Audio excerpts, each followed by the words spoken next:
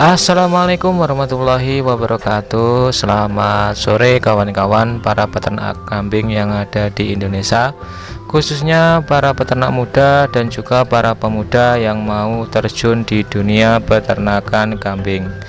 Di kesempatan kali ini, di sore yang sangat cerah ini, waktunya untuk memberikan makan kambing kawan-kawan semua.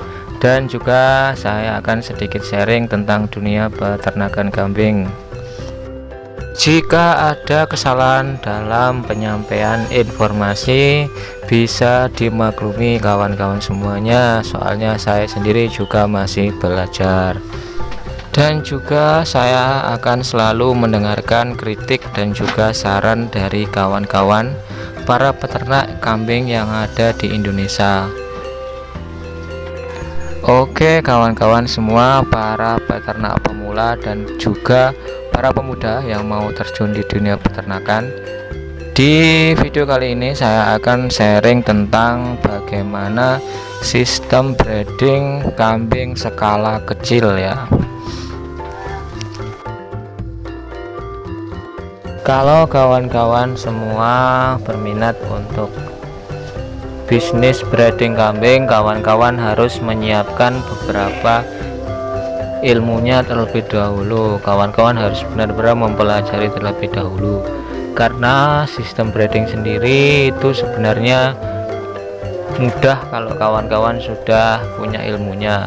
Tapi kalau kawan-kawan hanya mengutamakan ambisi saja, nanti kawan-kawan akan menemukan kendala-kendala yang sangat sulit, yang membuat kawan-kawan bisa saja berhenti untuk beternak kambing. Dalam peternakan kambing kawan-kawan semuanya, breeding kambing itu merupakan kegiatan yang mendasar ya dalam peternak kambing. Kenapa saya katakan mendasar? Karena kegiatan-kegiatan peternakan kambing seperti penggemukan dan pemerahan itu tidak bisa berkelanjutan tanpa adanya breeding. Untuk penggemukan kambing sendiri kawan-kawan sebenarnya juga memerlukan stok ataupun populasi kambing, dan stoknya itu diperoleh dari hasil breeding itu juga ya kawan-kawan.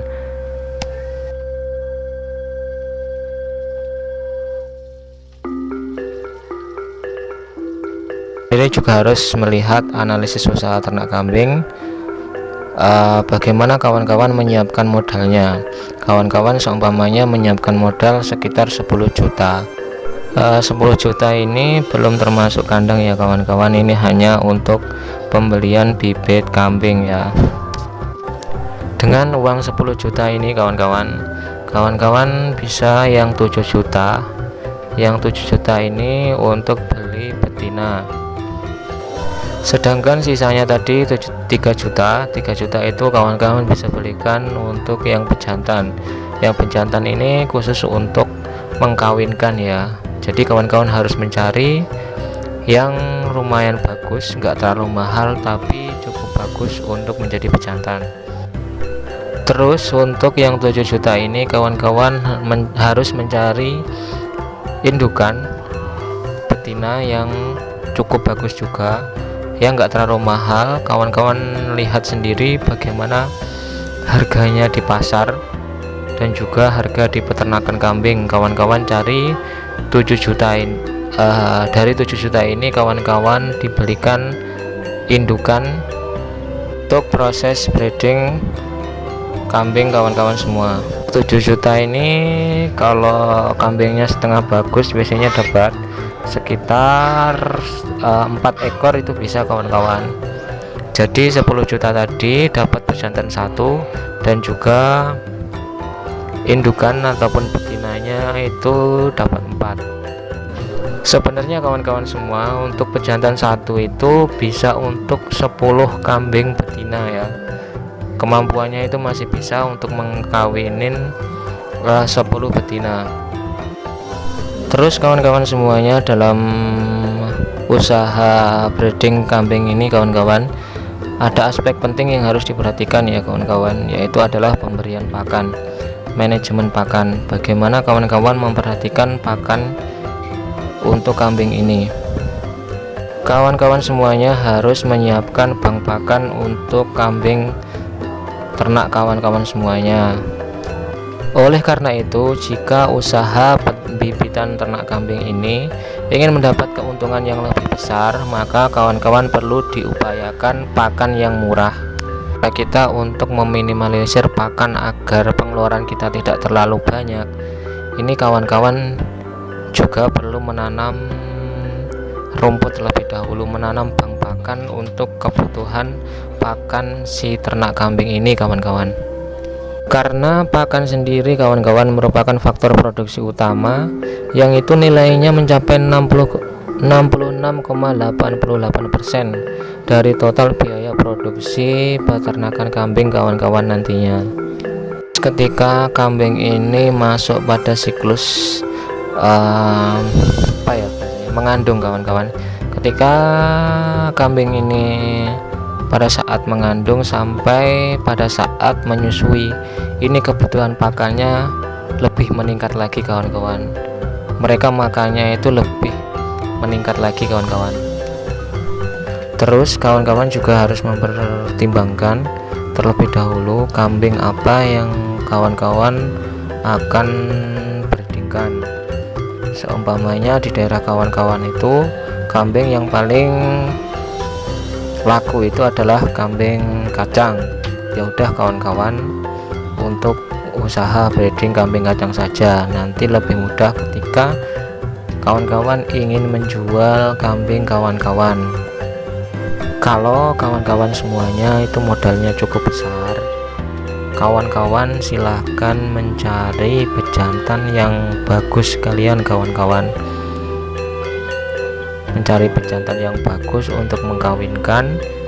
Soalnya kenapa? Karena hasil dari anak kambing ini biasanya akan mengikuti ras pada pejantannya. Kalau pejantannya itu bagus, itu insya Allah nanti anaknya kedepannya akan bagus-bagus kawan-kawan. Tapi indukannya juga diusahakan yang bagus juga. Kalau saya sendiri kawan-kawan, karena di daerah saya sendiri itu yang paling mudah untuk dijual itu adalah kambing kacang dan juga kambing Jawa Randu, maka yang saya breedingkan adalah kambing kacang dan juga Jawa Randu. Pejantannya sendiri kawan-kawan, saya menggunakan pejantan Baranakan Etawa yang dikawinkan dengan kambing kacang dan juga kambing Jawa Randu. Nanti kawan-kawan semuanya, kalau seumpamanya anaknya itu perempuan, hasil dari breeding ini anaknya perempuan, kawan-kawan bisa pelihara lagi sampai proses pengkawinan dan juga proses mengandung sampai pada melahirkan.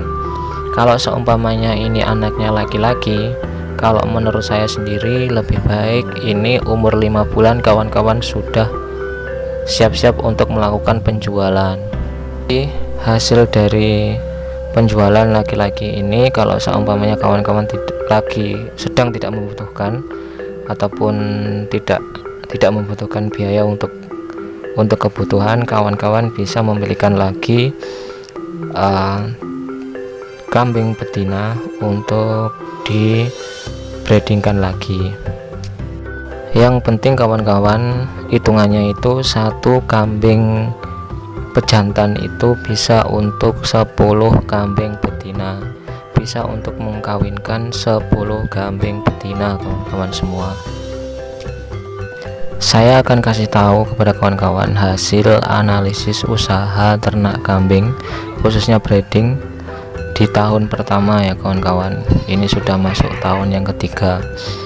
Untuk hasil analisis usaha ternak kambing di tahun pertama kawan-kawan, dengan 4 ekor indukan dan juga 1 pejantan, selama pemeliharaan 1 tahun itu saya mendapat keuntungan sekitar 9.738.000.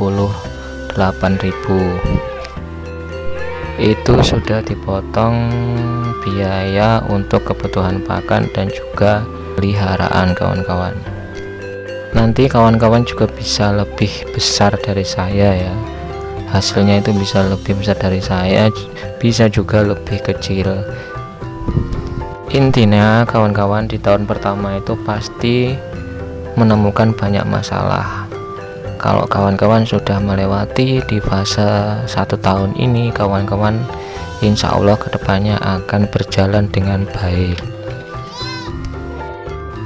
Intinya kawan-kawan semua, breeding kambing itu tidak mudah kawan-kawan, tapi kalau kawan-kawan sudah benar-benar konsisten dalam menjalankan usahanya, udah 1 tahun lebih, dan kawan-kawan benar-benar mempelajari ilmunya, kawan-kawan insya Allah akan berhasil sendiri kawan-kawan.